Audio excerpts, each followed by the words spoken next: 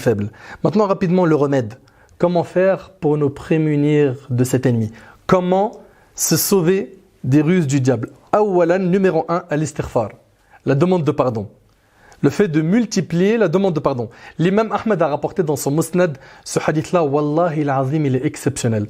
Selon Abu Sa'id al-Khudri, le prophète sallallahu alayhi wa sallam a dit, le diable a dit à Allah, écoutez bien, hein, par ta puissance et ta majesté, je les égarerai tant que leur âme est dans leur corps. Regardez le diable, hein. Par ta puissance, il dit à Allah, et ta majesté, je les égarerai tant que leur âme est dans leur corps. Puis Allah lui a dit, par ma puissance et ma majesté, je leur pardonnerai tant qu'ils me demandent pardon. Allahu Akbar. Wallahi, c'est magnifique.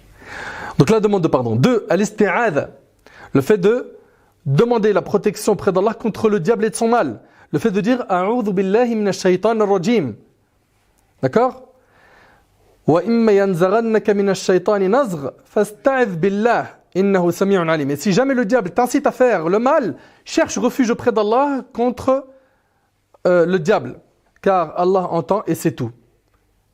Et si jamais le diable t'incite à faire le mal, cherche refuge auprès d'Allah, car il entend et c'est tout. 3, al-mu'awwidhat, la récitation des 3 dernières sourates, al-ikhlas, qul huwallahu ahad, al-falaq et an-nas. D'accord? Également ayat al-kursi. Ayat al-kursi. Al-Bukhari rahimahullah a rapporté dans un hadith selon lequel un djinn a dit à Abu Huraira, quand tu iras te coucher, récite le verset de Al-Kursi, d'accord? Allah enverra un gardien chez toi et aucun diable ne s'approchera de toi jusqu'au matin. Le prophète sallallahu alayhi wa sallam lui a dit alors, il t'a dit la vérité, bien qu'il soit un grand menteur. D'accord? C'est-à-dire que c'était Shaitan et il lui a enseigné une vérité. Il lui a dit alayhi sallam, il t'a dit la vérité, alors qu'à la base c'est un menteur. Vous suivez? Aussi, al-dhikr.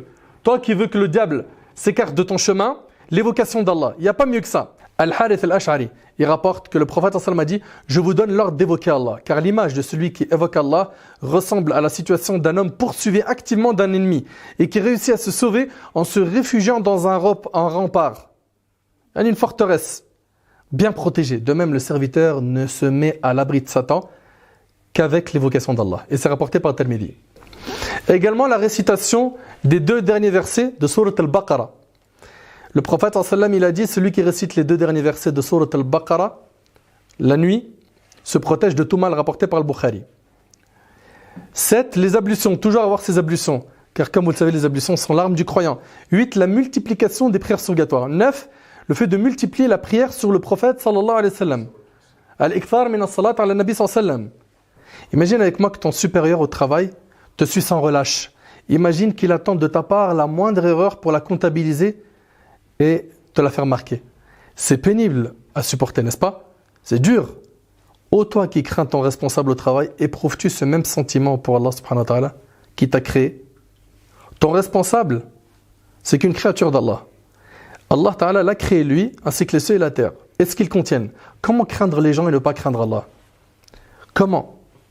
Donc toute personne qui a mangé le haram, qui a délaissé la prière, qui a baissé les bras et qui a arrêté de craindre Allah, que ces personnes-là reviennent vers Allah très rapidement. Ô toi qui ne négocies jamais les ordres de ton responsable sur terre, pourquoi est-ce que tu négocies tous les ordres d'Allah? Pourquoi?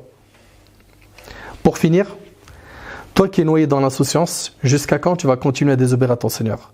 Jusqu'à quand tu vas continuer à prendre un autre chemin que celui du prophète sallallahu alayhi wa sallam? Réveille-toi. Et réveille-toi dès maintenant de ton sommeil profond, de cette anesthésie générale qui t'a touché, avant qu'il ne soit trop tard et que la mort te vienne. Ne sais-tu pas que la mort peut te toucher à n'importe quel moment? Wallahi, qu'il est possible que l'ange de la mort vienne prendre ton âme tout de suite. Tout de suite. Il faut donc que tu en sois conscient à 1000%. Et sache que le jour du jugement est appelé par Allah subhanahu wa ta'ala le jour des regrets. Donc ressaisis-toi tout de suite. Profite de ces paroles pour te ressaisir. Arrête de suivre le diable, il va se désavouer de toi le jour du jugement. Surtout que maintenant tu as écouté ce discours, tu connais ses ruses, tu connais mieux ton ennemi. Il n'y a plus qu'une seule chose, c'est se poser la question. Est-ce que je vais continuer à le suivre? Ou est-ce qu'aujourd'hui, je divorce avec lui? Et en divorçant avec lui, attention, il va te déclarer la guerre, il va essayer de te déstabiliser dans ta phase de transition. Il faudra que tu sois solide, que tu demandes l'aide d'Allah subhanahu wa ta'ala, et Allah ta'ala il te facilitera. Sois-en sûr. Combien de personnes ont délaissé le chemin du haram? Ils ont été éprouvés, puis après ils ont tenu. Et aujourd'hui ils sont très épanouis, ils sont très contents. Ils vivent bien. Ils ont enfin le repos.